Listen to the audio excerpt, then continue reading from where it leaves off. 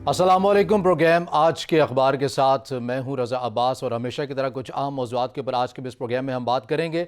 सबसे पहले हम बात करेंगे कि मुश्तरका इजलास आज होने जा रहा है और तमाम अरकान असम्बली को वज़ीर-ए-आज़म इमरान खान ने हिदायत की है कि वो इस इजलास के अंदर अपनी शिरकत को यकीनी बनाएं। हुकूमत बड़ी पुरएतमाद नज़र आ रही है कि जितने भी जो बिल्स हैं वो आज ईवान के अंदर जो पेश किए जाएंगे उसको मंजूर हो जाएंगे। और अपोजिशन जो है, अपोजिशन भी अपने दावे के अंदर ये नज़र आ रही है, वो ये दावा करते हुए नज़र आ रही है कि हम हुकूमत को जो है वो टफ़ टाइम देंगे। क्या होगा क्या नहीं होगा ये आज होने वाले मुश्तरका इजलास के अंदर होगा। और ईवीएम के हवाले से काफ़ी हुकूमत ने वाज़ेह बिल्कुल पोजीशन ली हुई है और हुकूमत ये कहती हुई नज़र आती है कि इंतखाबी इस्लाहात के हवाले से हम जो बिल है ये हम लाजमन जो है वो कौमी असम्बली से मंजूर करवाएंगे। और इस हवाले से आज एक अहम पेशरफ होने जा रही है। देखते हैं कि हुकूमत जो है वो अपोजिशन को परेशान करती है या फिर अपोजिशन जो है वो हुकूमत को परेशान करती हुई हमें नज़र आती है। उसके साथ साथ हुकूमत ये भी कहती है कि इत्तेहादी जो आज से 4 या 5 दिन पहले तक जो नाराज़ थे, जिनकी वजह से पहले मुश्तरका इजलास जो है वो मुलतवी किया गया था, अब ऐसा हुकूमत ने क्या कर दिया कि जो इत्तेहादी हैं वो भी राज़ी हो गए हैं और हुकूमत बड़ी पुरएतमाद नज़र आ रही है।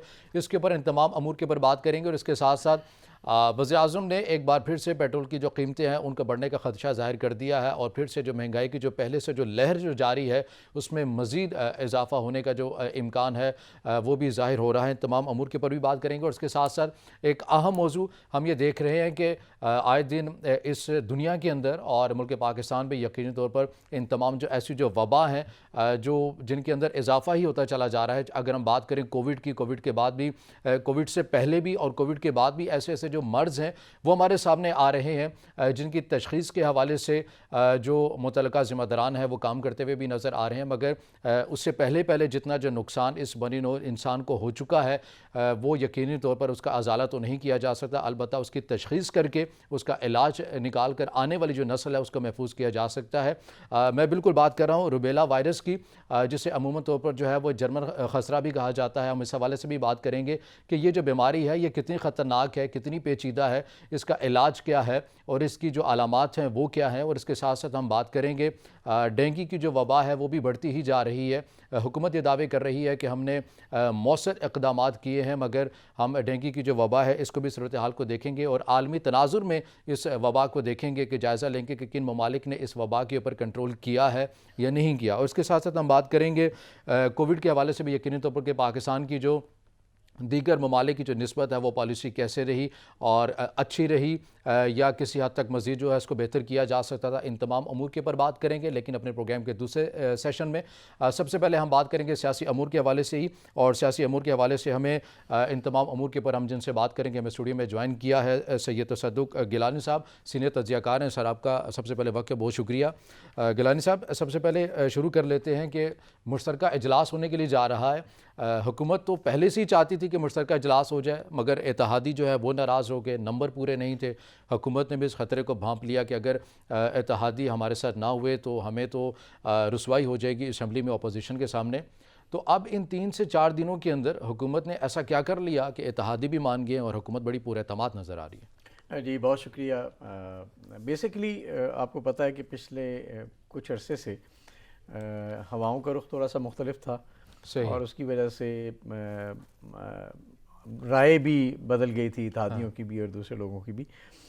लेकिन पिछले कुछ चंद दिनों से अच्छा खासा एक इंगेजमेंट रही गवर्नमेंट की अपने इत्तेहादी जमातों के साथ, MKM हो, काफ लीग हो, बाकी जो जमातें हैं वो हों, तो उनको इंगेज किया गया, उनसे बातचीत की गई। मेरा ख़्याल है कहीं ना कहीं से सपोर्ट डेफिनेटली नज़र आ रही थी कि गवर्नमेंट जो है वो इनको मनाने में कामयाब हो रही है। खामोशी है अभी तक इत्तेहादियों में, कोई ख़ास उन्होंने जवाब तो नहीं दिया, बयान नहीं दिया। हम वज़ीर-ए-आज़म बहुत कॉन्फिडेंट हैं, वो ये कहते नहीं कि अब हमने जो है ना MKM ने तो हिमायत का यकीन दिला दिया है और हम इंशाअल्लाह ये जो मुश्तरका इजलास है इसमें अपने बिल्स जो हैं वो पेश करेंगे और कामयाब होंगे। बिल भी बड़े क्रिटिकल है, यानी EVM का बिल है जिसके बारे में एक बहुत बड़ी बहस चली गुज़श्ता कुछ अरसे में।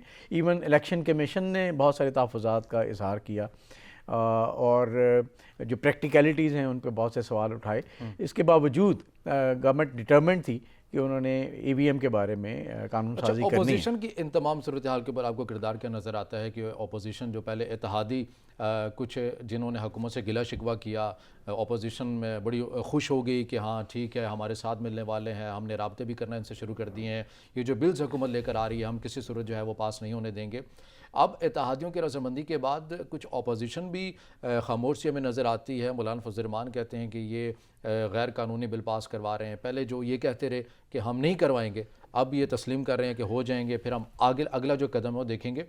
اپوزیشن کو ایک بار پھر سے جیسے پہلے PTM کی باری ہوا، پھر اندر گئے پھر باہر آئے، اسی طرح کوئی حکمت عملی ان کی نہیں ہوتی؟ حکمت عملی نہیں ہے، بیسیکلی وہ کہتے ہیں نا یہاں پہ اشاروں کی زبانیں زیادہ چلتی ہیں، اچھا، تو کہیں اشاروں کی زبانیں شاید اپوزیشن کو بھی سمجھ آ رہی ہوں گی۔ مجھے لگتا یہ ہے کہ پاور شو تو رہا ہے پچھلے عرصے میں، آج وہ جو پاور شو اپوزیشن کا اور گورنمنٹ کا تھا اس کا ٹیسٹ ہے بہت بڑا۔ اب اپوزیشن کانفیڈنٹ ہے، لیکن ساتھ ساتھ جیسے آپ نے کہا نا مولانا صاحب کا بیان اور کسی حد تک شہباز شریف صاحب کے بیانات بھی، لگتا یہ ہے کہ شاید گورنمنٹ ان دو بلوں کو کہیں کسی حد تک کامیاب کرانے میں کامیاب ہو جائے۔ حالانکہ پچھلے سیشن میں حکومت کو خفت کا سامنا کرنا پڑا، ان کی بات بنی نہیں اور ان کی مخالفت میں زیادہ ووٹ پڑے، لیکن یہ جو مشترکہ اجلاس ہے اس کا آئیڈیا بھی یہی تھا کہ مشترکہ اجلاس، کیونکہ قومی اسمبلی میں اور سینٹ میں مشکل تھا اس کو پاس کرانا ان بلز کو سمپل میجورٹی کے حوالے سے بھی، تو ایک مشترکہ اجلاس میں ان کو پیش کر کے ظاہر گورنمنٹ اپنے ٹیکٹس یوز کر کے ان کو پاس کرا لے گی۔ تو جو گورنمنٹ کا کانفیڈنس لیول ہے اور جو اپوزیشن کے بیانات ہیں، اسے لگتا یہ ہے کہ شاید یہ بل وقتی طور پہ نکل جائیں اور اس کے بعد ایک نئی سچویشن سامنے آئے جس میں شاید عدالتوں کا رخ کیا جائے، جس میں وہ جو ہم کہہ رہے ہیں کہ جلسے جلوس کیے جائیں، دھرنے دیے جائیں، لانگ مارچز کی طرف جایا جائے، تو اس طرح کی کچھ چیزیں پھر شاید ایک ٹیمپو بننا تو یہ چیزیں حکومت کے لیے پریشان کن ہوں گی، یا حکومت جس طرح کہہ رہی ہے کہ وفاقی وزراء کہتے ہیں کہ چونکہ ملک پاکستان کی جو سیاست ہے اس کے اندر یہ موسم ہوتا ہے جلسوں کا، دھرنوں کا، تو اپوزیشن شوق پورا کر لے، ہم تو 5 سال پورے کریں گے۔ دیکھیں جو پچھلی 2 ایکسرسائز جن کا آپ نے حوالہ دیا کہ پہلے بھی PTM نے بہت ایک مومنٹم بلڈ کیا اور آہستہ آہستہ پھر وہ آرام سے بیٹھ گئے اور معاملات کیوں چلتے رہے، تو ابھی دوبارہ سے ایک اس طرح کا جو ہے نا طوفان نظر آ رہا ہے، چاہے وہ پیالی میں ہے، اب یہ بعد میں ثابت ہوگا وہ پیالی میں ہے یا ریئل ہے، لیکن ہسٹری یہ بتاتی ہے کہ اگر اپوزیشن نے کوئی واضح حکمت عملی کے تحت اس کو آخری دم تک کنکلوڈ نہ کیا تو شاید یہ معاملات ایسے ہی چلتے رہے۔ لیکن ایک بات عباس بھائی ذہن میں رکھیں کہ نون لیگ کا بھی اور کچھ جماعتوں کا یہ موقف رہا ہے کہ ابھی گورنمنٹ کو اگر آپ نے ہٹا دیا تو وہ ہمدردیاں حاصل کرنے میں کامیاب ہو جائیں گے، ایکسپوز نہیں ہوں گے، تو گورنمنٹ کو ہٹانا کوئی اتنا خاص مقصد نہیں نظر آیا جو کہ پیپلز پارٹی کی طرف سے نظر آتا تھا، تو شاید یہ بھی ایک وجہ ہو کہ گورنمنٹ کو ہٹانا کوئی اس وقت منصوبہ بندی کا حصہ نہ ہو، لیکن الیکشن کیمپین نظر آ رہی ہے، نظر آ رہا ہے کہ عوامی حمایت حاصل کرنے کی کوشش کی جا رہی ہے کہ موجودہ حکومت کے 5 سال پورے ہو جائیں، اس کے بعد ہم اس سے پہلے ہی اپنا جو ماحول ہے وہ بنا لیں۔ اچھا، بابر اعوان صاحب کی میں سٹیٹمنٹ سن رہا تھا، وہ کہتے ہیں کہ تاریخ میں پہلی بار ہونے جا رہا ہے 56 نکاتی ایجنڈا جو ہے وہ انہوں نے کہا ہے کہ ہم مشترکہ اجلاس میں جو ہے لے کر جائیں گے اور ہمیں کامیابی بھی ہو جائے گی۔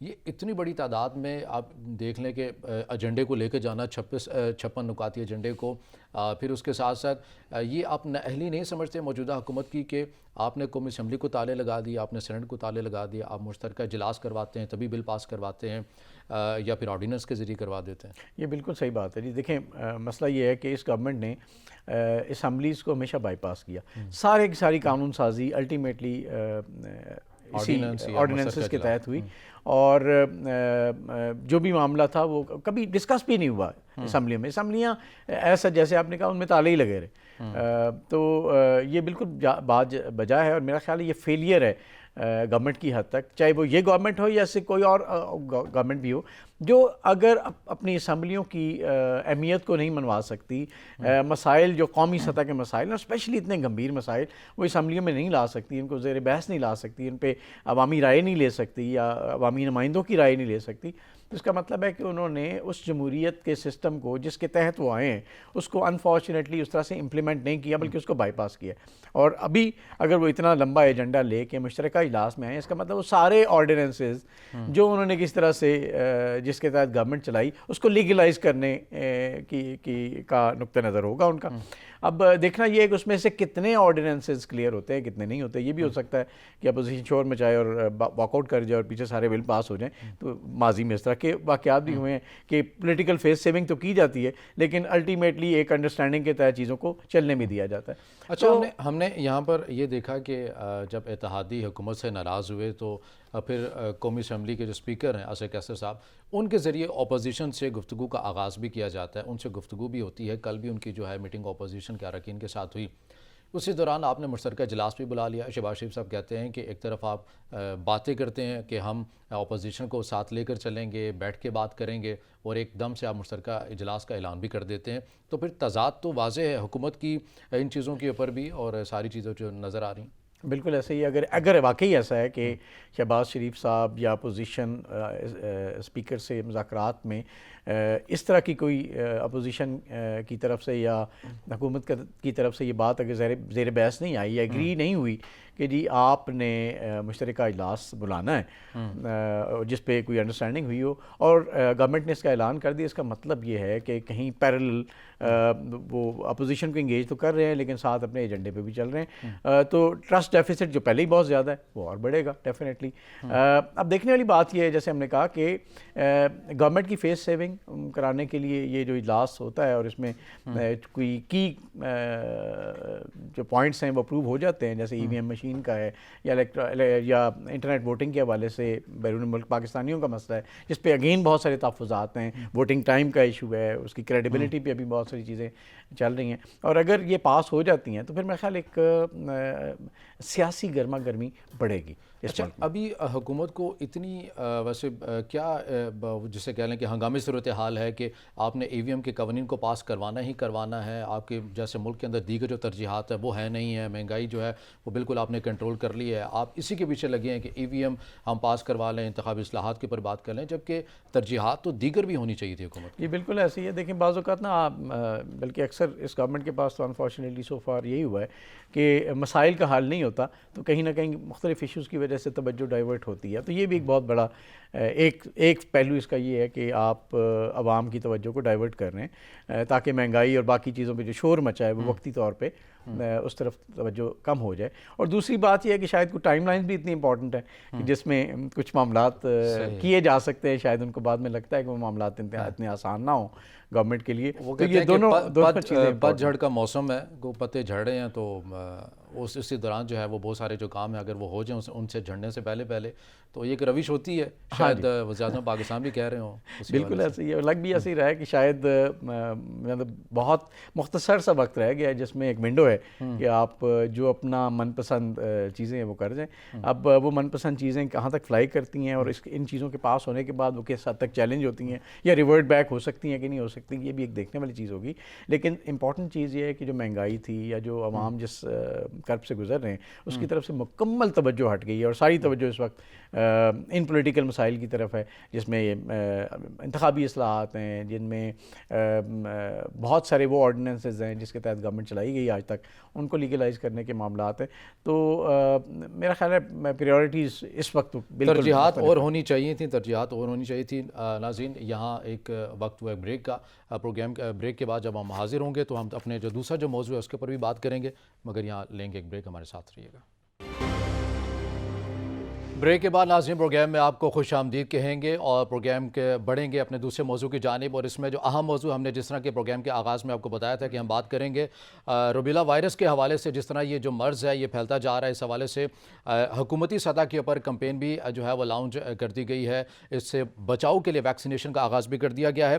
اس تمام امور کے اوپر ہم بات کریں گے. ہمیں جو اسٹوڈیو میں جوائن کیا ہے doctor Shahzad Ali Khan, vice chancellor health services academy ہے, ان کی موجودگی سے ہم بہت حد تک جو ہے وہ مستفید بھی ہوں گے. اور ان کے سب سے پہلے تو ہم ڈاکٹر صاحب آپ کے شکر گزار ہیں کہ آپ نے اپنا وقت نکالا قیمتی.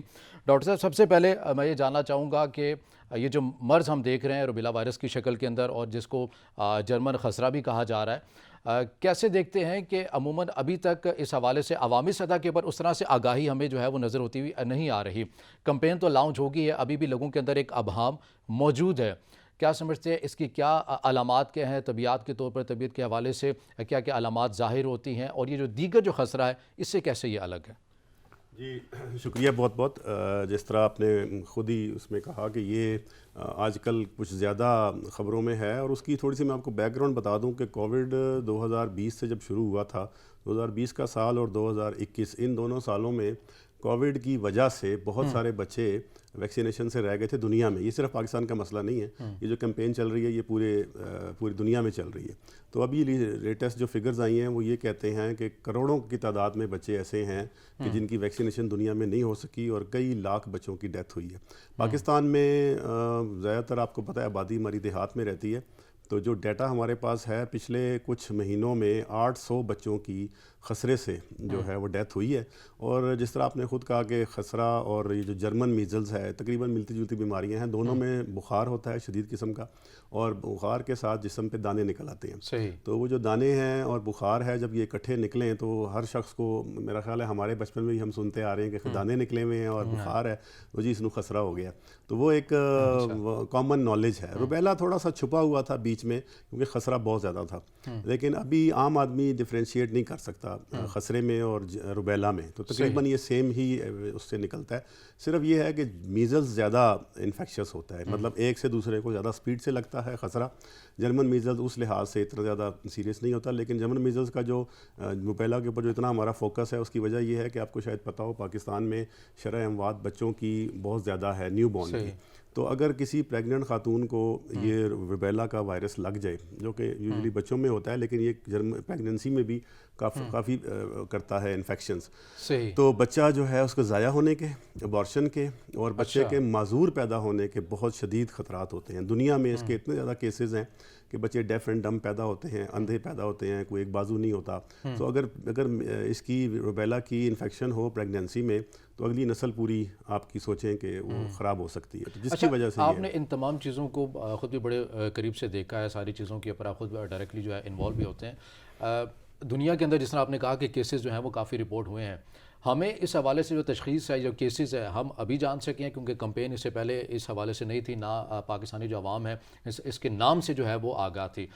مجھے اس حوالے سے بھی بتائیے گا، ساتھ یہ بھی بتائیے گا کہ منتقلی کی وجہ کیا ہے، اس وبا اتنی تیزی سے یہ کیسے پھیل رہی ہے؟ ابھی ہمیں بہت ساری آگاہی کووڈ نے دے دی ہے، کیونکہ یہ ہوا کے ذریعے وائرس دوسرے ایک انسان سے دوسرے انسان کو ٹرانسمٹ ہوتا ہے سانس کی نالی سے. تو جس طرح کووڈ پھیلتا ہے پاس بیٹھنے سے، تو کسی بھی انفیکٹڈ کیس کو جس کو ابھی شاید سمٹم بھی نہیں آئے ہوئے، اس بچے کو میزلز کا وائرس ہے اور اس کے پاس کوئی دوسرا بچہ بیٹھا ہے تو وہ ٹرانسفر کر دے گا اس کے اندر. دوسری بات یہ ہے کہ یہ چونکہ یہ اور اس سے پھیلتا ہے، ہوا سے پھیلتا ہے، اور ڈراپلیٹ انفیکشن اس کو کہتے ہیں دونوں کو. تو اور یہ میرا خیال ہے پاکستان میں روبیلا پہ زیادہ نہیں تھا، لیکن میزلز کا تو بہت مشہوری تھی، بہت زیادہ پتہ تھا لوگوں کو میزلز کا. ہمارے کوئی 20 سال پہلے بھی یہ MMR کے نام سے ایک ویکسین لگتی تھی، ممپس میزل اینڈ روبیلا. اس میں گل پڑے جس کو کہتے ہیں، جو کان پڑے جس کو کہتے ہیں، وہ پھول جاتے ہیں کان، اور روبیلا ہوتا ہے جرمن میزل اور میزلز، یہ تینوں کی ویکسینز لگتی تھی. لیکن پچھلے دنوں کووڈ نے اتنا افیکٹ کیا ویکسینیشن کو کہ پوری دنیا میں ہمیں بڑی اگریسو کمپین کرنے کی ضرورت پیش آ رہی ہے. اس کو بہت ضروری ہے ویکسینیشن کروانا، کیونکہ آپ کو پتہ ہے کہ 1 سے 2 اور 2 سے 4 اور 4 سے 16 والا کیس ہوتا ہے. ایکسپونینشیل گروتھ ہوتی ہے اس کی کیسز کی. تو ایک کیس بھی اگر کسی علاقے میں ہے تو وہ پتہ نہیں کتنوں کو لگا سکتا ہے. اس لیے تب سب کو ویکسینیشن کا یہ فائدہ ہوتا ہے کہ ایٹ لیسٹ اگر خدا نہ خواستہ اگر بیماری ہوگی بھی تو وہ کمپلیکیٹڈ نہیں ہوگی، اتنی زیادہ سیریس نہیں ہوگی. اور جو ڈیتھ ہوتی ہے نا میزلز میں یا روبیلا میں، یہ نمونیا سے ہوتی ہے. اور پاکستان میں سب سے زیادہ بچوں کی جو اموات ہیں پاکستان میں وہ لیبل ہوتی ہیں یا ڈائریا سے یا نمونیا سے. اب نمونیا کئی قسم کا ہے، میزلز بھی نمونیا کرتا ہے، کووڈ بھی نمونیا کرتا ہے. تو بچے مرتے نمونیا سے ہیں، لیکن ہمیں نہیں پتا کہ پیچھے شاید اس کو میزلز ہوا تھا یا روبیلا ہوا تھا.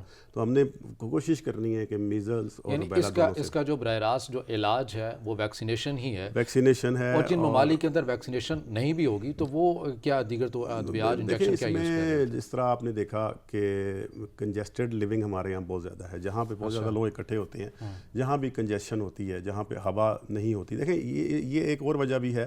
میں ابھی صبح یہی دیکھ رہا تھا کہ کلائمیٹ چینج جس طرح سے ہو رہا ہے، ڈرائی ویدر آ رہا ہے. تو دنیا میں اس وقت جو موسمیاتی تبدیلی آ رہی ہے وہ سب اس قسم کے وائرسز کو بڑی فیور کر رہی ہے. صحیح. مطلب دن بدن ہم ڈرائی ویدر کی طرف جا رہے ہیں اور گرمی زیادہ ہو رہی ہے, لیول رائز ہو رہا ہے, وہ نئے نئے وائرس بنائے گا. تو یہ تو پرانے وائرس ہیں, یہ بھی دوبارہ ایکٹیویٹ ہو گئے. میزل سینکڑوں سال پرانی بیماری ہے. جرمن میزل 66-67 میں آئیڈینٹیفائی ہوا تھا یورپ میں. ہاں, یہ کوئی ابھی سے نہیں ہے, یہ کوئی 60 سال پرانی بیماری ہے. لیکن جو موسم اس طرح سے ہو رہا ہے تو آپ دیکھیں کہ یہ بہت زیادہ اس کی انفیکشنز میں اور اس کی ایپیڈیمکس میں اضافہ ہو رہا ہے. ہم نے تو سنا تھا کہ جو وقت گزرتا ہے لوگ آگے بڑھتے ہیں, زمانہ آگے بڑھتا ہے, تو ہم تو پیچھے جا رہے ہیں. وائرس بھی آگے بڑھ رہا ہے, وائرس بھی آگے بڑھ رہا ہے موسم کی وجہ سے. اچھا, اس سوال جس طرح کووڈ میں جب یہ کہا جاتا رہا کہ ایک خاص عمر کے جو لوگ ہیں 50 یا 60 سال, ان کو زیادہ انفیکٹ کر سکتا ہے, اسی وبا کا جنم خطرہ کا بھی اس حوالے سے ہے کہ اسی ایج گروپ کو خاص سے ٹارگیٹ کر سکتا ہے. اس میں اچھی بات یہ ہے کہ میزلز اور جرمن میزلز ینگ بچوں کو افیکٹ کرتا ہے. یہ سال, 1.5 سال, 2 سال. اور آپ نے دیکھا ہوگا کہ اکثر لوگ سمجھتے ہیں کہ جی خسرہ ہو گیا تو اب ساری عمر کے لیے بچت ہو جائے گی. ٹھیک ہے نا, وہ ایکٹیو امیونٹی ملتی ہے آپ کو, ایک دفعہ ہو گیا دوبارہ چانس کم ہے. لیکن اب یہ ہوا ہے کہ جتنا زیادہ بڑا بچہ ہوگا نا, اس کو اگر میزلز یا جرمن میزلز ہوگی تو وہ زیادہ کمپلیکیشن ہوگی. چھوٹے بچوں میں زیادہ اچھا سسٹم ہوتا ہے اس کو کوپ کرنے کا یا اس کو برداشت کرنے کا. جو یہ بڑے بچوں کی طرف ہوتا ہے, اور اگر اڈلٹس میں ہو تو وہ تو بہت سیریس ہوتا ہے. سو سیم جیسے کووڈ میں ہے, جتنا عمر زیادہ ہے اتنی مورٹیلٹی ہے. ینگ بچوں میں, ینگ لوگوں میں کووڈ ہوا بھی ہے لیکن ڈیتھ نہیں ہے اتنی زیادہ.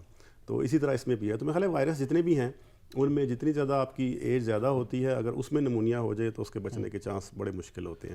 بچوں میں تھوڑی سی سروائیول زیادہ ہوتا ہے, اور اسی لیے بچپن میں ہی اگر آپ ویکسینیشن کروا دیں تو کافی حد تک آپ کو اس کی چھوٹ مل جائے. یعنی اس کا بھی طریقہ کار وہی ہوگا کہ جس طرح خسرہ سے محفوظ رہنے کے لیے بچوں کو ابتدا میں ہی جو ہے وہ ویکسینیشن انجیکشن جو ہے 9 منتھ سے شروع ہو جاتا ہے.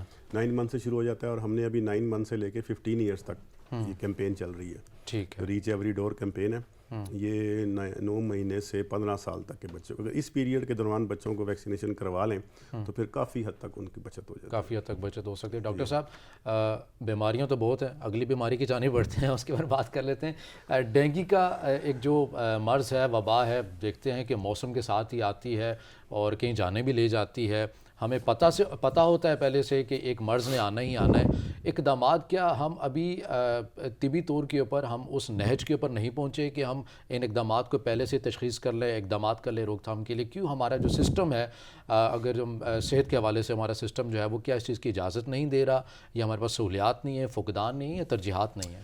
اس میں دیکھیں بات یہ ہے کہ ڈینگی ایک ایسے ماسکیٹو سے ہے جو کہ ہمارے ارد گرد بڑی تعداد میں پایا جاتا ہے.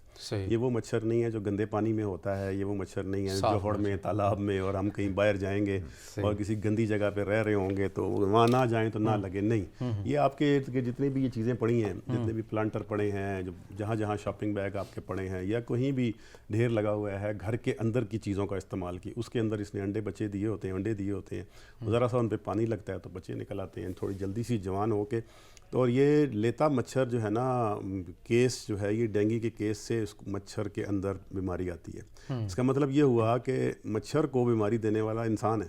صحیح. یہ کسی ڈینگی کے مریض کو کاٹتا ہے تو اس کے اندر ڈینگی کا وائرس چلا جاتا ہے, پھر یہ اسٹور کر لیتا ہے اپنے اندر, اور کئی کیسز میں یہ آپ کے جو مچھر ہے اس کے انڈوں میں بھی منتقل ہو جاتا ہے, اور وہ انڈے پڑے رہتے ہیں تو اگلے سال جب یا کچھ مہینوں کے بعد وہ ہیچ کرتے ہیں تو ان میں بھی ڈینگی ہوتا ہے.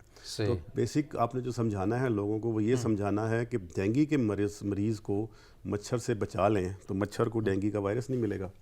اس کا مطلب یہ ہوا کہ ہم نے تو بچنا ہے, لیکن جس کو ڈینگی ہم سارے مچھر مار لیں, پاسبل نہیں ہے. پاسبل نہیں ہے نا مچھر مارنا. کوئی بل گیٹس بھی لگا ہوا ہے, پوری دنیا لگی ہوئی ہے مچھروں کے پیچھے, لیکن مچھر ختم نہیں ہو رہے.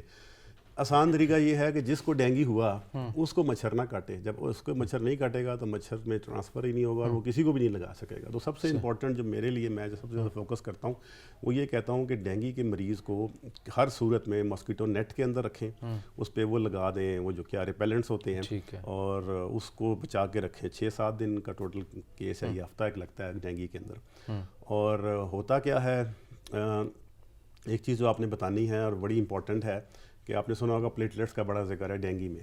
تو ڈینگی یہ کرتا ہے, وائرس یہ کرتا ہے کہ یہ جو خون کی چھوٹی چھوٹی رگیں ہوتی ہیں نا ان میں سوراخ کر دیتا ہے.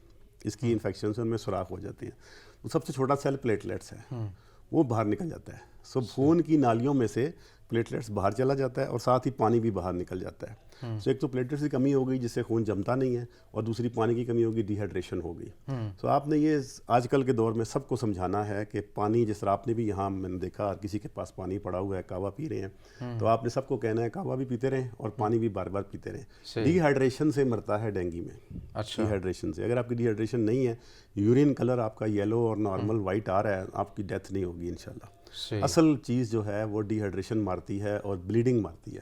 بلیڈنگ کیسے ہوتی ہے؟ پلیٹلیٹس نکل گئے باہر اور دوسرا پانی نکل گیا. سو اگر آپ پانی دیتے رہیں تو, اور یہ 5 سے 6 دن آپ نے پانی کی احتیاط کرنی ہے. 5 سے 6 دن کے اندر وہ ہیل کر جاتی ہیں جو رگیں ٹوٹتی ہیں. جب آپ کو تشخیص ہو جائے تو پانی جو ہے وہ مقدار اس کی بالکل. آج کل کے دور میں آپ کو ذرا سا بھی لگے کہ فیور ہے یا کوئی زکام ہے تو آپ فوراً پانی اپنا زیادہ پینا شروع کریں. ٹھیک ہے. گیلانی صاحب, میں آپ سے کمنٹ لینا چاہوں گا. ڈاکٹر صاحب تو اویئرنیس کے حوالے سے جو کافی چیزیں بتا ہی رہے ہیں. صحت کا جو ہمارا جو پورا ایک شعبہ ہے, کیوں ہماری ترجیحات ابھی اس حد تک نہیں ہیں جیسے کہ ہونی چاہیے تھی؟ بیسیکلی دیکھا جائے تو ہمارے یہاں جو بجٹ کا حصہ جو صحت پہ خرچ ہوتا ہے, ایک تو وہ بہت کم ہے, اور اوپر سے جو اس کے اندر انفارچونیٹلی لیکیجز ہیں ہمارے خاص طور پہ سرکاری اداروں کے اندر, وہ اس کو اور زیادہ کمزور کرتی ہیں اس پورے نظام کو. تو میرا خیال ہے کہ تعلیم اور صحت وہ چیزیں ہیں جس پہ کسی صورت میں غفلت برداشت نہیں کر سکتی کوئی قوم, کیونکہ وہ کہتے ہیں نا کہ آپ کہیں نہ اپنی ریڈ لائنز رکھتے ہیں. کوئی بھی قوم اگر اس نے آگے جانا ہے تو وہ ریڈ لائنز رکھتی ہے. اگر ہم نے ریڈ لائنز رکھنی ہے تو ان 2 شعبوں کے آس پاس ہم لازمی رکھیں, اس پہ بجٹ بھی زیادہ لگائیں, لیکن خاص فوکس بھی کریں کہ یہاں سے کرپشن اور لیکیجز کم ہوں. چونکہ آپ نے ایک بہت بڑی دیکھیں, ہماری آبادی بھی بہت زیادہ ہے, اور زیادہ تر آبادی 50% تو انفارچونیٹلی خط غربت سے نیچے, تو ان کو تو سرکاری ہسپتالوں میں جانا ہے. اچھا, سرکاری ہسپتالوں کے علاوہ جو پرائیویٹ ہاسپٹلز ہیں ان کا بھی کوئی نظام صحت اتنا کوئی اسٹرانگ نہیں ہے. آپ کمپیئر کریں اپنے آس پاس جو تھوڑے سے بہتر ممالک ہیں, اس میں ہمارا سسٹم سروائیو نہیں کرتا. اس کے باوجود اللہ کا کرم ہے کہ کووڈ میں نیشنل امیونٹی بھی ہوئی, ہمارے نیٹ ورک میں بھی لوگوں نے اس کا خیال رکھا, تو ہم کووڈ سے اس طرح متاثر نہیں ہوئے جیسے باقی. لیکن ڈینگی سے دیکھیں آپ, شروع میں زیادہ متاثر ہوئے, لیکن ابھی بھی ہم نے بڑا اچھا کام کیا تھا پچھلے سالوں میں, لیکن اس سال پھر کیسے زیادہ شروع ہوئے. تو ڈاکٹر صاحب کی بات سے مجھے ایک بات تو جو سمجھ آئی وہ یہ ہے کہ جیسے یہ کہہ رہے تھے نا کہ یہ سانس کی نالی سے یہ بیماریاں پھیلتی ہیں, تو یہ جو ماسک ہے اس کی اہمیت اور زیادہ بڑھ جاتی ہے, خاص طور پہ اسکولوں میں یا بسوں کے اندر یا ان جگہوں پہ جہاں لوگوں کا انٹریکشن زیادہ ہے یا کم جگہ پہ زیادہ لوگ موجود ہوتے ہیں, تو ان جگہوں پہ ماسک کا استعمال میرا خیال ہے مجرمانہ غفلت ہوگی اگر ہم نہیں کریں گے, یا گورنمنٹ اس کو امپلیمنٹ نہیں کرائے گی, یا ادارے اس کو امپلیمنٹ نہیں کروائیں گے. تو یہ بہت ضروری ہے کہ ہم اس کا خیال رکھیں. حکومت کے ساتھ بطور ایک ذمہ دار شہری ہونے کے ناطے بھی ساروں کی ذمہ داری ہے کہ ہر چیز حکومتوں کے اوپر نہ چھیڑیں. میں آپ کو ایک بات بتاؤں, دیکھیں جب آپ سختی نہیں کرتے نا تو لوگ ان چیزوں کو, ڈاکٹر صاحب نے جو بات کی ہے میں نے کچھ باتیں پہلی دفعہ سنی ہیں, یقین کریں اتنی اچھی باتیں انہوں نے کی ہیں, تو ہمارے یہاں اویئرنیس بھی جو ہے نا وہ ایسے ہی ہے کہ انفارچونیٹلی ادھر ادھر کی باتیں ہوتی ہیں, اصل بات نہیں ہوتی. تو ہم لوگوں پہ ذمہ داری ضرور ڈالیں, لیکن ذمہ داری ان لوگوں کی ہے جن کا یہ کام ہے کہ وہ مطلب ایسی جگہوں پہ, مالز کے اندر, بازاروں کے اندر, جو پبلک ٹرانسپورٹ میں وہ امپلیمنٹ کروائیں, اور ان لوگوں کو بھاری جرمانے کریں جو اس پہ کرتے ہیں. کیونکہ ایک دفعہ خدا نخواستہ بیماری پھیل گئی تو پھر اس کو اس ہمارے سسٹم اچھا ہم ایک پالیسی کیوں نہیں بنا لیتے کہ جس طرح ہم نے دیکھا کہ جب آئی تھنک کہ اگر میں غلط ہوں تو ڈاکٹر صاحب مجھے ٹھیک کر دیے گا کہ 2012 میں شاید ڈینگی کے حوالے سے جو ہے اس طرح کی جو کیسز ہیں وہ رپورٹ ہونا شروع ہوئے. شہباز شریف صاحب جو ہیں وزیر اعلیٰ پنجاب تھے, کافی جو ہے وہ انہوں نے اس حد تک جو ہے وہ کام کیا. ہم کیوں ایک قومی پالیسی نہیں بنا لیتے کہ صحت کے حوالے سے جو ان کی جو روش رہی ہے ہم اسی کو کنٹینیو کر لیتے ہیں, موجودہ حکومت کر لیتی ہے, مگر یہاں پر سیاست کی جاتی ہے ہر چیز کے اوپر. تو ایسا کیوں ہے, ہم کیوں نہیں ایک پالیسی جو ہے وہ نہیں بنا پا رہے؟ بات یہ ہے کہ سمپلی ہمارے لوگوں کو نا شوق ہے کہ ان کو شہرت ملے, ان کو وہ سیٹ ملے جس پہ وہ بیٹھنا چاہتے ہیں, لیکن اس کے اگینسٹ جو رسپانسبلٹی ہے وہ ان سے کوئی نہ پوچھے. کمٹمنٹ کی کمی ہے. ہم لوگ عہدوں پہ بیٹھنا چاہتے ہیں لیکن ہم کمیٹڈ نہیں ہیں کہ ہم اس عہدے کے ساتھ جو ذمہ داری ملی ہے اس کو پوری طرح نبھائیں.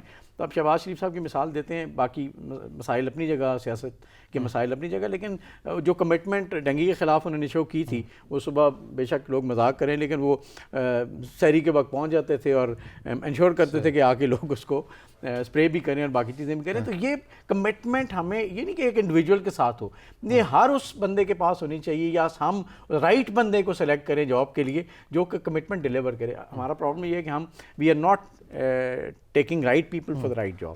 تو اس وجہ سے وہ کمٹمنٹ آپ کو نظر نہیں آتی، لوگ آ کے بیٹھے ہیں اور اپنی ذمہ داریاں نہیں نبھا رہے. وہ ان سے بھی پوچھ ہوگی اور ان کے لگانے والوں سے بھی پوچھ ہوگی. تو میرا خیال ہے یہ ہماری گورنمنٹ جن میں نا میرا خیال ہے سب سے بڑا معاملہ یہ ہے کہ ہماری کوئی پوچھ ہوتی نہیں ہے، اس لیے ہم آزاد ہیں ہر چیز کرنے کے. سب سے امپورٹنٹ بات یہ ہے کہ گورنمنٹ آفیسز میں کام کیوں نہیں ہوتے، کیونکہ پوچھتا کوئی نہیں ہے. آپ آج پوچھنے کا عمل شروع کریں، آپ دیکھیں گے کہ لوگ آہستہ آہستہ انہیں پتہ ہوگا کل کو پوچھے گا تو میں آج ذمہ داری کا مظاہرہ کروں. تو یہاں ہمارے یہاں نا کوئی پوچھنے والا نہیں. بالکل. اچھا ڈاکٹر صاحب، میں آپ سے جاننا چاہوں گا کہ جس طرح ہم نے دیکھا کہ ڈینگی کی تشخیص کو مثلاً اس وبا کو کم کرنے کے لیے سپرے کا جو ہے عنصر ہمیں بڑا نظر آیا، تو اس میں کتنی صداقت ہے کہ سپرے سے جو ہے وہ کئی لوگ جو ہیں وہ پھیپھڑوں کے عارضے میں بھی مبتلا ہوئے ہیں یا دیگر مرض میں بھی؟ اصل میں اس کے اوپر مختلف رائے ہیں دنیا میں. یہ کوئی صرف پاکستان کا معاملہ نہیں ہے. ہم نے کوئی 2 سال پہلے ڈینگی کانفرنس کرائی تھی 2019 میں. صحیح. اس میں سری لنکن ایکسپرٹس آئے تھے جو دنیا میں مانے جاتے ہیں ڈینگی کے معاملے میں. تو انہوں نے ایک بڑی انٹرسٹنگ بات کی. انہوں نے کہا کہ اسپرے زیادہ تر اس لیے کیا جاتا ہے کہ عوام کو یہ محسوس ہو کہ کچھ انٹرونشن کر رہی ہے گورنمنٹ. تو اس کا جو ایفیکٹ ہے وہ اتنا زیادہ نہیں ہے جتنا ایفیکٹ اس کا پولیٹیکل ہے. صحیح. اور یہ پوری دنیا میں ہے. سوری. اس کا جو سب سے زیادہ ایشو ہے وہ پوری دنیا میں یہ اسپریز ہوتے ہیں، پوری دنیا میں اسپریز کرنے کا. اور یہ اس نے ایک بہت بڑا ہمارا سری لنکا کا ایک جو کہتے ہیں نا گرو کہلاتا ہے ڈینگی کا. صحیح. اس نے کہا میں نے اپنی گورنمنٹ کو بھی کوئی منع نہیں کیا. اس کی وجہ یہ ہے کہ عوام کو ایک کانفیڈنس ملتا ہے کہ یار میرے علاقے میں اسپرے ہو گیا ہے تو مچھر کم ہو جائے گا، میں نے بھی کچھ مچھر کے خلاف کرنا ہے. آپ اور میں ہم بیٹھ کے گورنمنٹ کے بارے میں بڑی باتیں کرتے ہیں بہت ساری، لیکن خود وہ حرکتیں کر رہے ہوتے ہیں جو ہمیں کرنی چاہیے گھر کے اندر. تو تھوڑا سا سٹیمولس ملتا ہے عوام کو اگر ان کو یہ لگے کہ گورنمنٹ کچھ کر رہی ہے. ابھی جو صاحب نے بڑی مزے کی بات کی کہ پوچھ گچھ، اگر گورنمنٹ پوچھنا شروع کر دے کہ پانی کیوں کھڑا ہوا ہے آپ کے گھر کے پاس یا آپ کے دکان کے پاس یا آپ کے پلازا کے نیچے یا فلانی جگہ پہ کوڑے کا ڈھیر کیوں ہے، اور آپ کو جرمانہ کریں، تو ڈیفینیٹلی جو بندہ ساتھ دیکھ رہا ہوگا وہ سوچے گا یار یہ گورنمنٹ اپنا کام کر رہی ہے، گورنمنٹ کا افسر اپنا کام کر رہا ہے. ایک بات آپ اور نوٹ کر لیں، ڈینگی ہیلتھ ڈپارٹمنٹ نہیں کنٹرول کر سکتا. بڑی انٹرسٹنگ آپ کو بات بتاتا ہوں. ڈینگی ہیلتھ ڈپارٹمنٹ کا کام شروع ہوتا ہے جب ڈینگی کا مریض بیمار بن کے ہاسپٹل میں آتا ہے. اس وقت آپ انتظار کے علاوہ کچھ نہیں کر سکتے. اس کو ڈرپ لگا دیں گے تاکہ پانی پورا رہے، اس کا ڈی ہائیڈریشن نہ ہو. اس کو ہلکی پھلکی کوئی بلڈ تھنر جو ہیں وہ بلڈ جو تھن ہو گیا اس کو کور کرنے کے لیے کوئی دوائی دے دیں گے. ویسے اس سے زیادہ ویٹ کریں گے، زیادہ تر ویٹ ہوتا ہے 6 دن میں یہ خود بخود ٹھیک ہو جاتا ہے. کوئی خاص میڈیسن ڈینگی کی بھی نہیں ہے. اچھا، جو اصل جو ڈینگی کی پریونشن ہے وہ تو میونسپل کمیٹی، بلدیہ، ٹرانسپورٹ اور جو بھی آپ کے ادارے ہیں ڈسٹرکٹ گورنمنٹ کے، ان کی ذمہ داری ہے. اب میونسپل کمیٹی ہو، بلدیہ ہو، ادارے ہوں، وہ جگہ جگہ جہاں پانی کھڑا ہے اور فریش واٹر جو بارش کے بعد کھڑا ہو جاتا ہے یا نارمل جو ویسٹ واٹر نکل کے جا رہا ہوتا ہے زیادہ گندا نہیں ہوتا، ان جگہوں پہ پانی کھڑا ہے، وہیں پہ سائڈ پہ مچھر کی افزائش ہو رہی ہے. اچھا، گرینری بہت ہے اسلام آباد میں، کینٹوں میں تقریباً سب جگہوں پہ گرینریز ہوتی ہیں. وہاں پہ جا کے پانی کو ختم کرنا، اس کو اس پہ ریت وغیرہ ڈالنا، ان کو پھیلانا دھوپ سے تاکہ وہ ٹھیک ہو جائے، یہ سارے کا سارا کام ہیلتھ ڈپارٹمنٹ کا تو نہیں ہے. سو میرے خیال میں ہیلتھ ڈپارٹمنٹ گائیڈ کر سکتی ہے اور کرتی ہے. سیکرٹری ہیلتھ اور ڈی جی ہیلتھ جاتے ہیں مختلف جگہوں پہ. ڈی ایچ اوز کو آپ نے دیکھا ہوگا ٹیمیں لے کے ڈپٹی کمشنر کے ساتھ اسلام آباد کے پھر رہی ہوتی ہیں اور جرمانے کرتے ہیں. تو یہ آپ نے ذہن میں رکھنا ہے کہ پریونشن جو ہے یہ ہر کسی کی ذمہ داری ہے، اور ڈیفینیٹلی اس کا ایفیکٹ اگر پریونشن نہ ہو نا تو ایفیکٹ اس کا پھر ہیلتھ والے بھگتتے ہیں. تو اس لیے ہیلتھ والوں کو خیال کرنا چاہیے. ایسے جو مرض آ جاتے ہیں جس طرح آپ نے کہا کہ براہ راست جو ہے وہ علاج اس طرح سے نہیں ہو پاتا کہ معاملات، لیکن ہم نے ان تمام صورتحال کے اوپر دیکھتے ہیں کہ جب بھی کوئی نئی بیماری پاکستانی عوام سن لے تو وہ ایک نیم ڈاکٹر کی بھی پیدائش ہو جاتی ہے بیماریوں کے ساتھ ساتھ، پھر وہ ٹوٹ کے گھروں کے اندر یہ کر لو وہ کر لو. تو اس حوالے سے بھی میں آپ سے چاہوں گا کہ اویئرنیس کے حوالے سے کہتے ہیں اس کو انفوڈیمک. پینڈیمک کے ساتھ ایک نئی چیز آئی تھی، WHO نے ڈیفائن کی، انفارمیشن کی غلط انفارمیشن کا اسپریڈ. اس کو انہوں نے پینڈیمک کے ساتھ اس کو نام دیا انفوڈیمک. انفارمیشن، غلط انفارمیشن کی بھرمار. اور سوشل میڈیا اور واٹس ایپ اور فیس بک اور ٹویٹر بھرا ہوتا ہے ان چیزوں سے. ڈینگی کے ٹوٹکے آپ کو ایسے سے سنیں گے کہ بندہ حیران ہو جاتا ہے. میرا خیال ہے وہ ڈینگی نے اگر نہیں بھی اس بیچارے کو کمپلیکیشن کرنی ہوگی تو وہ جو ٹوٹکا ہے نا وہ کھا کے بندہ فارغ ہو جائے گا. میں نے آپ سے کہا کہ ڈینگی کا کوئی علاج نہیں ہے. دیسی ہربل علاج کے بھی جو دعوے کرتے ہیں وہ ٹیسٹڈ ہیں سارے کے سارے ان میں. اور ایک نارمل ٹائم میں دیکھیں اگر آپ کو 6 دن میں ویسے ہی ہیل ہو جانا ہے، وہ جو خون کی نالیوں میں سوراخ ہوا ہے کیپلریز میں اور ویسلز میں 6 دن میں ٹھیک ہو جانا ہے، تو اگر آپ 5 دن یا 6 دن پپیتے کا چھلکے اور پپیتے کا جوس بھی پئیں گے تو وہ ٹھیک ہو جائے گا۔ بات تو یہ ہوئی نا کہ اٹس دا سیم، آپ نے اگر 4-5 دن کوئی دیسی ٹوٹکا کیا اور 4-5 دن میں نہ بھی کریں تو وہ ٹھیک ہوتا ہے۔ اس کو ٹیسٹ کیا گیا ہے، یہ زیادہ تر اوور ریٹڈ ہے، اور کئی لوگوں نے تو باقاعدہ وہ دکانیں کھول لی ہیں، آپ نے سنا ہوگا کہ جی وہ نکال کے جی ہم نے بڑی محنت سے یہ جوس جو تیار کیا ہے اور ایسے کیا ہے اور وہ کر رہے ہیں، وہ زیادہ خطرہ میرا خیال ہے خطرہ بھی کر سکتا ہے۔ اچھا، مچھر کے خاتمے کے حوالے سے، ڈینگی مچھر کے خاتمے کے حوالے سے ہم نے دیکھا کہ کچھ ممالک نے اپنے جو اقدامات بھی کیے ہیں، برازیل، آسٹریلیا، دیگر ممالک جیسے سنگاپور نے کیے کہ کچھ بیکٹیریا کی مدد سے جو ہے وہ ایسے فضا کے اندر مچھر چھوڑ دیے جاتے ہیں جن سے ڈینگی، تو یہ کیا آیا پاکستان میں بھی کوئی کام چل رہا ہے اس حوالے سے؟ پاکستان میں اس طرح ہوا ہے کہ ہم نے نا ابھی ریسنٹلی ابھی ہم نے اسٹڈی بھی لانچ کی ہے institute of public health Lahore کے ساتھ مل کے اور CMS میڈیکل کالج لاہور کے ساتھ، تو اس پہ مچھروں کے اوپر ریسرچ ہو رہی ہے یہ دیکھنے کے لیے کہ پاکستان میں کیا یہی 2 مچھر ہیں جو ڈینگی کاز کر رہے ہیں یا اور بھی، چونکہ پاکستان میں بہت زیادہ تعداد ہے مچھروں کی قسمیں، ہم کہتے ہیں جی ایڈز ایجپشائی، جس کو وہ بلیک اینڈ وائٹس اس پہ پیچز بنے ہوتے ہیں، ایڈز ایجپشائی مچھر کاز کرتا ہے ڈینگی یا ایلبوپکٹس، یہ دونوں کاز کرتے ہیں ڈینگی، لیکن ہمارا کوئی پتہ نہیں ہے کیونکہ ریسرچ ابھی یہاں پہ کرنی ہے اس کے اوپر، تو ہو سکتا ہے باقی مچھر بھی کیری کر رہے ہوں وائرس، ہمیں پتہ تو نہیں ہے، تو اس کے اوپر ریسرچ ہو رہی ہے۔ تو مچھروں کے اوپر انٹمالوجی ڈپارٹمنٹس ہیں نا جتنے آپ کے، وہ سارے ریسرچ کر رہے ہیں۔ ہمارا ملیریا کنٹرول پروگرام میں بھی انہوں نے کچھ شروع کی ہے، ہم ہیلتھ سروسز اکیڈمی خود اس میں انوالوڈ ہے، ان پہ ہم نے ایک پاکستان میں پورے میں مچھروں کے اوپر جو ریسرچ کر کے انٹمالوجسٹ بنا کے ڈسٹرکٹس میں بھیجے تھے 2010-11 میں، جس کے بعد جو پچھلی ایپیڈیمکس آئی ہیں نا ان میں بڑی مدد ملی تھی ان ہیومن ریسورس سے۔ یہ خوشائند بات ہے کہ اقدامات جو ہیں وہ کیے جا رہے ہیں۔ اچھا، ایک آخری جو بیماری جو پوری دنیا میں پھیلی ہے اس کے اوپر ہم بات کر لیتے ہیں کہ کووڈ کے حوالے سے کیا سمجھتے ہیں کہ جو ہماری کووڈ کی پالیسی تھی اس کے روک تھام کے لیے خوشائند تھی، ہم نے اس حد تک کام کیا جس حد تک ہماری استطاعت تھی، ہم نے کر لیا وہ چیزیں؟ میرے خیال میں سب سے جو زیادہ پاکستان کو بینیفٹ ہوا وہ NCOC کی صورت میں تھا، کیونکہ ابھی جس طرح صاحب نے بات کی کہ اگر آپ کمٹمنٹ رسپانسبلٹی دے دیں تو رسپانسبلٹی بھی دی گئی، پاور بھی دی گئی، ایک وہ اکٹھے بیٹھ گئے، اس میں آرمی کے لوگ بھی تھے، سول کے بھی تھے، ڈیلی چیف سیکرٹریز ہوتے تھے ہر محکمے کے، ہمارے ہیلتھ کے فیلڈ کے لوگ ہوتے تھے، پروونشل منسٹرز تک لاگ ان کرتے تھے ورچولی۔ سو پچھلے سال مارچ سے جو پراپر پلاننگ ہے، کوآرڈینیشن اینڈ کنٹرول کا میکانزم تھا وہ بن گیا تھا، اور میں اگر اس کے بغیر اگر وہ نہ ہوتی اور اس کے بغیر اگر میں کووڈ کو دیکھوں تو پاکستان میں تباہی بہت زیادہ ہوتی۔ میرے خیال میں اس کا بہت بڑا ایڈوانٹیج ہوا۔ اس کی وجہ یہ تھی کہ وہ باقاعدہ سائنٹیفک طریقے سے کر رہے تھے، وہ میپنگ کرتے تھے کہاں پہ کیسز ہیں اور وہیں پہ لاک ڈاؤن کرتے تھے، تو وہ پھر کیس پھیلتا نہیں تھا۔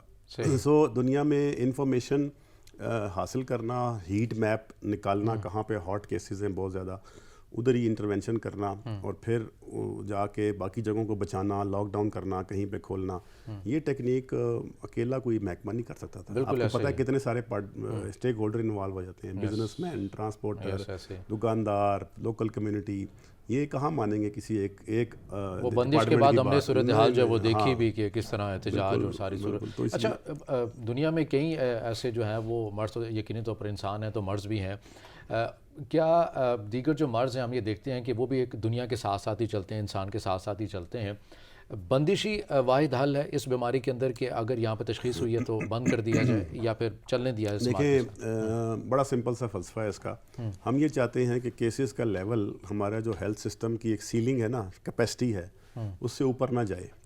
تو ایک نمبر آف بیڈز ہیں آپ کے پاس داخلے کے لیے، ڈاکٹرز ہیں، ہاسپٹلز ہیں، اگر ہم چھوڑ دیں، بند نہ کریں اور ایک سے دوسرے کو بیماری لگے تو اتنا چانس ہوتا ہے کہ اچانک اتنے زیادہ کیسز آ جائیں گے کہ جو آپ کے سسٹم کی کیپیسٹی سے اوپر ہوں گے۔ سو بندش کرنا واحد حل ہے اس کیپیسٹی سے اندر رکھنے کے لیے، ایک لمٹ سے نیچے رکھنے کے لیے۔ اچھا، جب اس کے لمٹ کے نیچے رہتا ہے تو کچھ عرصے میں اس ایریا سے وہ بیماری ختم ہو جاتی ہے، کسی اور جگہ ٹریول کر جاتی ہے، پھر آپ نے وہاں پہ وہ بندش لگانی ہوتی ہے۔ سو یہ جو سسٹینڈ کنٹرول ہے نا، ٹوٹل بندش اکنامکس کے خلاف ہے، ٹوٹل بندش آپ کر دیں گے کئی مہینوں تک تو اکنامکس اور تمام روزگار وہ ختم ہو جائے گا، تو وہ بھی نہیں کر سکتے۔ پاکستان نے نہیں کیا اس طرح سے، دنیا میں آپ نے دیکھا نا کئی مہینوں کے لیے لاک ڈاؤن کیے، لیکن جب کھولا پھر دوبارہ ڈینگی کا مسئلہ آ گیا. ابھی آپ دیکھیں یورپ میں رشیا، جرمنی، یہ آج میں دیکھ رہا تھا اچھے خاصے کیسز وہاں پہ آ گئے ہوئے ہیں. بالکل. سو یہ ایک کنٹرول کرنا تھا کہ کس طریقے سے آپ نے کیسز کو روکنا ہے اور کس حد تک رکھنا ہے. دنیا کو وقت لگے گا اس کی مکمل طور پر علاج کے لیے، کیونکہ ویکسینیشن کے بعد بھی لوگوں کے اندر ویکسینیشن کے بعد ڈیتھس کم ہوئی ہیں، ہاسپٹلائزیشن کم ہوئی ہے، کیسز تھوڑے سے کم ہوئے ہیں. لیکن یہ جو وائرس ہے نا، یہ آپ نے دیکھا ہوگا کتنے اس کے میوٹیشنز کتنی ہوئی ہیں. سو کچھ میوٹیشنز خطرناک تھیں جنہوں نے ڈیلٹا کی طرح کی انڈین ویریئنٹ جس کو کہتے ہیں، انہوں نے تباہی پھیلائی ہے. لیکن بہت ساری ایسی میوٹیشنز ہیں جو اس کو کم خطرناک کر دیں گی. سو سائنس میں اس وقت ہماری امید یہی ہے کہ اس کی جو میوٹیشنز ہیں وہ اس طرح سے ہو جائیں کہ وہ کم ڈینجرس ہو جائیں. سو ہم جو دیکھ رہے ہیں مارچ 2022 تک کافی چانسز ہیں کہ اس کی تعداد کافی کم ہو جائے گی، کافی کم ہو جائے گی. اور اس کی جو ہم نے تو دیکھا کہ جب یہ وبا جو پھوٹتی ہے تو امریکہ اور چائنا آمنے سامنے ہو جاتے ہیں. تو اس حوالے سے مثلا پاکستان کا شعبہ جو ہیلتھ ہے وہ کیا رائے رکھتا ہے کہ اس کی وجہ کیا بنی، کہاں سے پھوٹی، یا یہ وہی ماحولیاتی چیز تھی؟ ہاں میں نے بتایا کلائمیٹ چینج میں یہ ایک نہیں ہے وائرس، بہت سارے وائرسز ہیں. کچھ بہت خطرناک ہیں، یہ ان میں سے ایک ہے. اور ابھی جس طرح کہ دنیا کے سائنسدان کہہ رہے ہیں کہ یہ ایک نہیں ہے، اس طرح کے اور بہت سارے وائرسز ہیں جو ہو سکتا ہے اینیملز سے ٹرانسفر ہو کے انسانوں میں آ جائیں، یا انسانوں کا ہی کوئی وائرس میوٹیٹ کر کے زیادہ خطرناک شکل اختیار کر لے. تو اس کے لیے ہمیں پورا ایک نظام بنانا پڑے گا سرویلنس کا، جو کہ ہم CDC ہم نے بنائی ہے ادھر NIH میں، اور اسی طرح وائرولوجی کا ڈپارٹمنٹ بنایا ہے. تو یہ ریگولرلی انسان کو محنت کرنی پڑے گی. ڈاکٹر شہزاد علی خان ہمارے ساتھ موجود تھے، vice chancellor health services academy. Sir آپ کا بہت شکریہ، اور گیلانی صاحب آپ کے وقت کا بہت شکریہ. ناظرین آج کے پروگرام سے اتنا ہی، اجازت دیجیے، اللہ حافظ.